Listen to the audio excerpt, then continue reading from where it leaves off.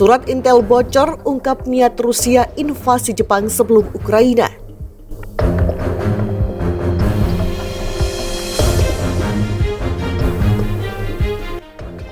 Rusia dilaporkan sempat berencana menginvasi Jepang pada musim panas 2021, beberapa bulan sebelum melancarkan serangan ke Ukraina.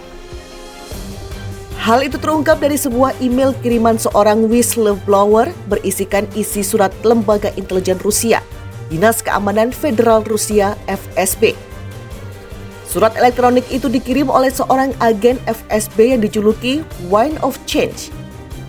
Surat elektronik itu dikirim oleh seorang agen FSB yang dijuluki Wind of Change kepada seorang aktivis hak asasi manusia Rusia, Vladimir Oshechkin, pada 17 Maret.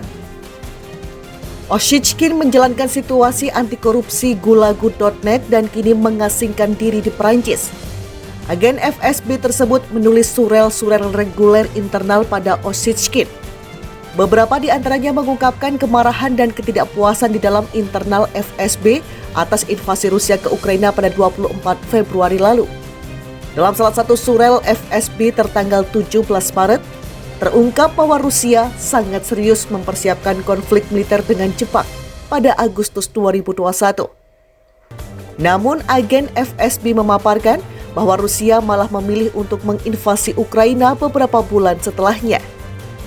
Keyakinan bahwa negara-negara akan terlibat konfrontasi akut dan bahkan resiko perang pun tinggi. Mengapa Ukraina dipilih sebagai target perang pada akhir skenarionya tidak banyak berubah. Adalah pihak lainnya yang harus menjawab, bunyi surel tersebut seperti yang didapat Newsweek. Whistleblower ini pun merinci manuver helikopter perang Rusia yang menargetkan Jepang. Sementara itu, sistem propaganda Rusia juga mulai mendorong narasi bahwa Jepang itu negara fasis dan bagian dari Nazi. Sampai saat ini Rusia dan Jepang tidak pernah secara resmi mengakhiri konflik keduanya selama Perang Dunia II dengan perjanjian damai. Karena itu banyak pengamat menilai kedua negara secara teknis masih berperang.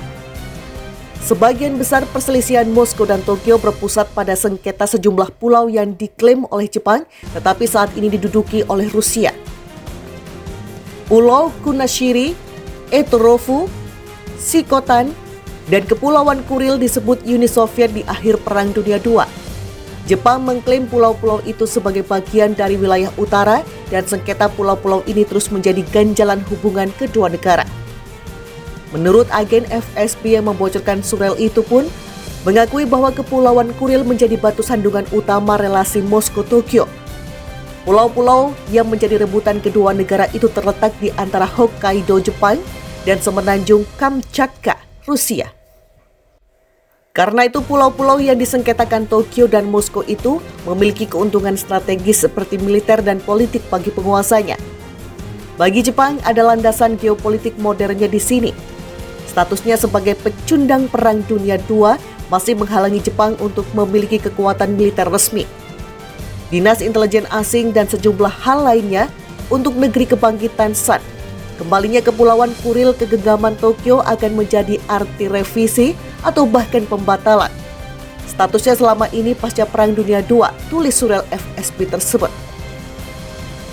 Sementara itu, whistleblower memaparkan Kepulauan Kuril bagi Rusia merupakan nilai tawar atau bargaining chips.